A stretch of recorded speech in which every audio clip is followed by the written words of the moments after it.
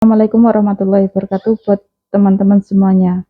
Jadi, ini ada kasus lagi yang sama seperti dulu. Dulu juga pernah ada seperti ini terulang lagi ya guys. Ya semua itu tergantung nasib lah. Ini ada Mbak TKW Hongkong asal Indonesia. Dia itu dituduh mencuri sama majikannya. Dia itu sedang nggak di rumah, ya kan? Nah, majikannya itu membuka kopernya, dibuka semuanya, katanya si majikan ini kehilangan barang. Pas dibuka, itu nggak ada barang majikan. Tapi mbaknya ini mau nggak mau, disuruh ngaku kalau dia mengambil barang majikan. Ya nggak mau lah, wong kita ini nggak mencuri, masa iya kita ini mau disuruh ngaku. Ya pasti nggak mau lah ya, kasusnya nanti semakin panjang. Yang pertama, kita dapat nama jelek. Yang kedua, kita berurusan dengan pihak yang berwajib. Ya pasti kita nggak mau. Jadi, kalau majikan nggak suka itu ya apa namanya langsung dipulangkan karena majikan itu juga nggak punya alasan untuk mbaknya ini pulang. Intinya nggak suka dan nggak cocok. Makanya majikan itu bisa cari-cari masalah, cari-cari apa kesalahan kita gitu loh. Intinya majikan itu nggak suka dan nggak cocok sama kita. Dan kita ini kalau nggak mengundurkan diri ya pergi dengan sendirinya kayak gitu loh guys. Maunya majikan itu seperti itu, sebenarnya mereka itu nggak cocok sama kita.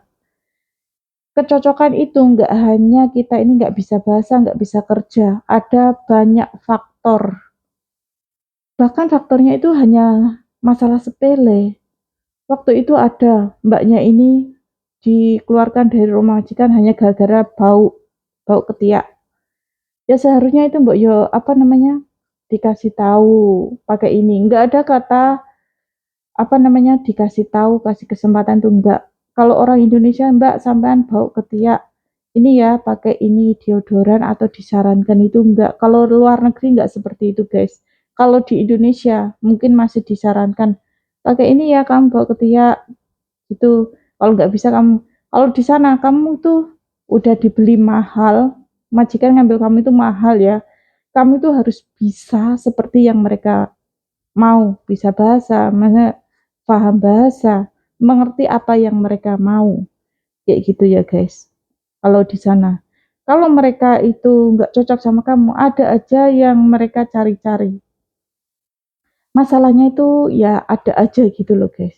Makanya suka mental kita ini suka nggak kuat karena kita ini merasa sudah mati-matian berusaha kerja yang baik dan benar, tapi tetap aja disalahkan, tetap aja nggak benar di mata mereka itu. Ya kalau hanya di apa namanya cerewet itu hal wajar ya guys. Cerewet terus apa namanya selalu nggak benar itu hal wajar. Yang penting jangan nuduh mencuri dan gaji lancar, jangan main pukul. Hanya itu aja.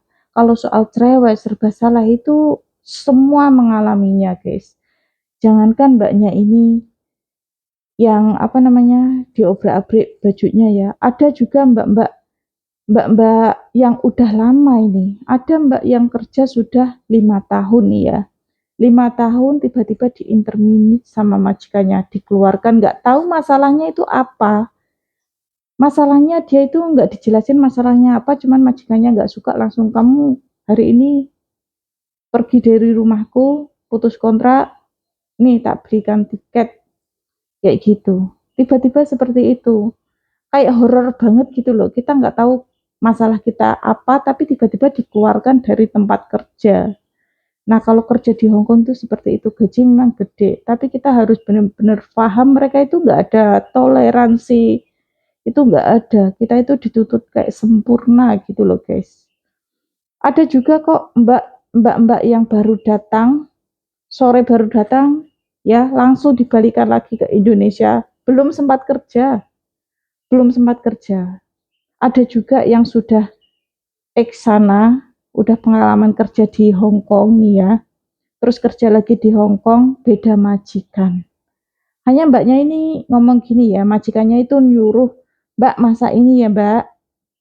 Terus si mbaknya itu nyaranin, aku dulu di rumah sana, di rumah majikan yang berbeda itu masaknya seperti ini loh. Terus si majikannya itu nggak ngomong apa-apa, langsung, "Masih barang kamu pulang." Nggak mau aku. Kayak gitu. Kalau orang kita masih ada, jangan bandingkan saya dengan mereka, kan kita punya ininya yang berbeda-beda. Kayak gitu. Nah, yang mbaknya ini udah 5 tahun dikeluarkan dari rumah majikan, itu nggak tahu salahnya itu apa. Dan yang lebih parahnya lagi, kerja 5 tahun, tabungan nggak punya, uang pun nggak punya, hanya sekedar buat naik taksi pun nggak ada. Miris nggak? 5 tahun itu bukan waktu yang sebentar ya guys. Jadi uangnya itu kemana? Kalau bisa itu, kalau udah ada kejadian seperti ini, kita itu waspada. Aku juga waspada. Aku nggak pernah ngabisin uangku, aku selalu menyisihkan uang 1 bulan di dompetku. Sewaktu-waktu saya mengalami nasib yang sama ini, nah aku ada uang. Kalau di perantauan kita mau minta tolong sama siapa? Kalau bukan diri kita, gitu loh. Kalau mikirin gaji besar, kebutuhan di Indonesia itu nggak ada habisnya. Kurang, kurang, dan kurang. Jangankan mbaknya yang kerja sudah 5 tahun ya, ada mbak-mbak yang kerja apa namanya, tinggal sebentar lagi selesai, finish, dan majikan itu ngajakin makan bareng di restoran. Diajakin makan bareng di restoran, foto-foto, bikin video buat kenang-kenangan. Majikan itu juga moto mbaknya bareng sama majikan, video mbaknya sama pakai HP mbaknya. Si mbaknya juga bawa HP ya. Majikan ngerekam foto pakai HP-nya, mbaknya juga bawa HP, ngerekam video, terus foto pakai HP-nya mbaknya. Nah, setelah pulang dari sana ya, dari makan-makan itu tadi, mbaknya ini diupload lah di sosial media, di FB. Majikan itu tahu, langsung dipecat guys. Jadi mbaknya itu berharap dapat rekod bagus, itu malah nggak dapet. Karena itu tadi majikan nggak suka, nggak banyak ngomong. Padahal kita ikut udah lama. Tapi hanya kesalahan sedikit, kekeliruan sedikit aja, itu tidak ada kata maaf. Pokoknya udah lupa semuanya, kamu udah pernah mengabdi lama di sana. Seperti itulah kurang lebihnya cerita anak rantau. Ya, untung-untungan. Bye bye, see you. Jangan lupa like, comment, and subscribe ya guys.